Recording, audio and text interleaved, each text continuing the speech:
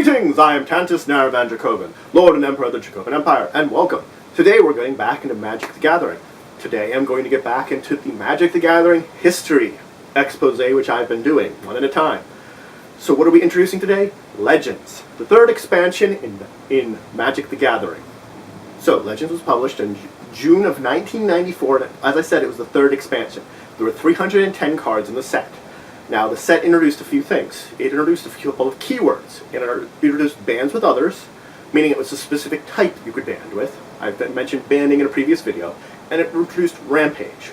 Rampage meant that for every creature beyond the first that blocked you, you gained a bonus of plus X, where X was equal to your Rampage bonus. It also reduced the idea of poison.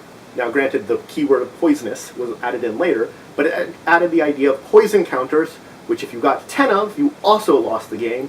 You could die from poison, not just from damage. It also introduced a couple other things. It introduced legends. This is the first set to have legends. Now, all the legends of the set were multicolored, but it introduced the basic rule that there could be one legend on the board, no matter whose side it's on. It also introduced enchant worlds. Enchant worlds affected everyone, and again, there could only be one on the board at a time. And it introduced the multicolored cards, which I mentioned in this set. All the multicolored cards were legends, but it introduced the concept of cards which were more than one color and had this kind of gold color to them. Now, this set also did have some problems. It had some collation problems similar to past sets. What this means is if I bought a box of cards, I might only get half the uncommons in the entire set. Nowadays, you're most likely going to get most of the uncommons in the entire set. There still could be chances of you missing a few of them, but it wouldn't be half. That was a problem with the collation in the boxes in the early days. But that's another thing to introduce. The packs in this era were increased to 15 cards. So this was the first expansion to have 15 cards in one of its packs.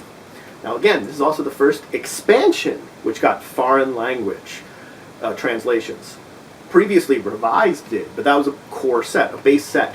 This was the first expansion to get it, and it was translated into Italian. Now, the story of Legends was really not made until much later on, where it was put in between the base sets, or the expansion sets of Ice Age and Weatherlight, and it told the story of how the legends that they had in here, a group of them banded together and went on adventures. So let's talk about famous cards from the set. So the first one I want to talk about is Mana Drain. Mana Drain was another counterspell, so it countered just like the original spell counterspell, but this had another advantage. During your next main phase, you gain X colorless mana, where X is equal to the amount of mana that the spell you countered cost to cast. So if you countered something that cost 6, you gain 6 colorless mana on your next main phase. There was a Tabernacle in Penumbra Vale. It's a legendary land, and when it's out in play, all creatures gain this ability. At the beginning of each creature, if this creature's upkeep, you must pay 1 colorless or destroy it. Then there was Moat. Moat, it was an enchantment, and it made that only creatures with flying could attack. Well, it really said that creatures without flying couldn't attack. Now, after that is Chain Lightning. Chain Lightning was effectively Lightning Bolt, except it had another ability.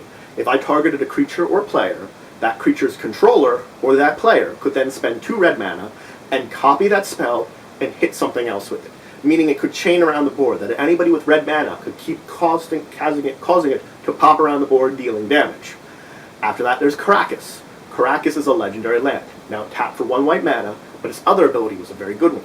You could tap it to return a legendary creature to its owner's hand. After Caracas, we talk about Wood Elemental. When Wood Elemental came into play, you could sacrifice any number of forests. Its power and toughness were equal to the number of forests you sacrificed. Next up is the Abyss.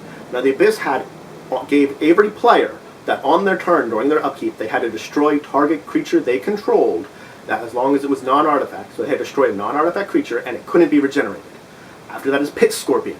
Pit Scorpion is one of the creatures that introduced poison. It was a 1/1. If it dealt damage to an opponent, they got a poison counter.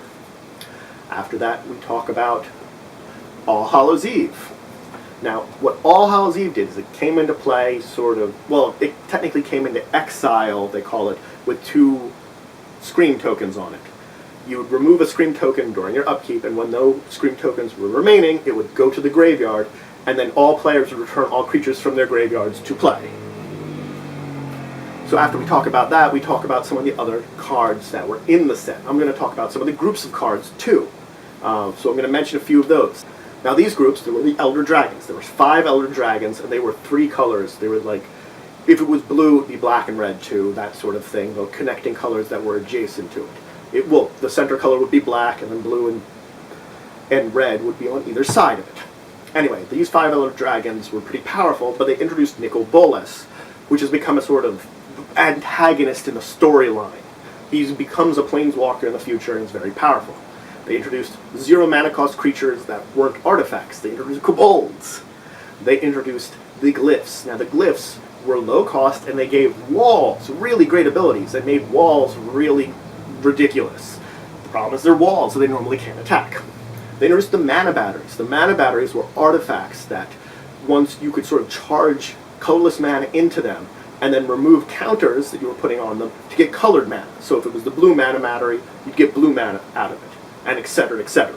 Next up is Holy Day.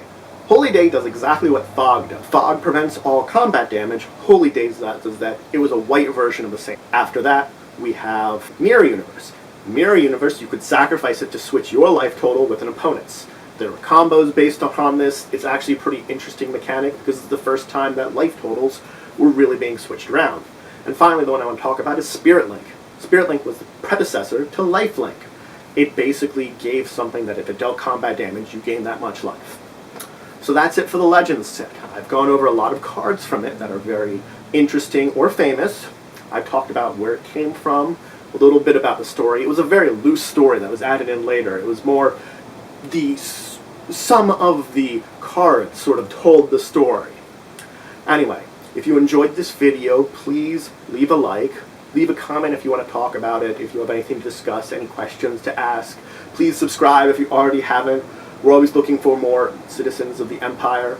Please share this video if you think there's anybody that would be interested in or learn something from it. And until the next time, I bid you farewell.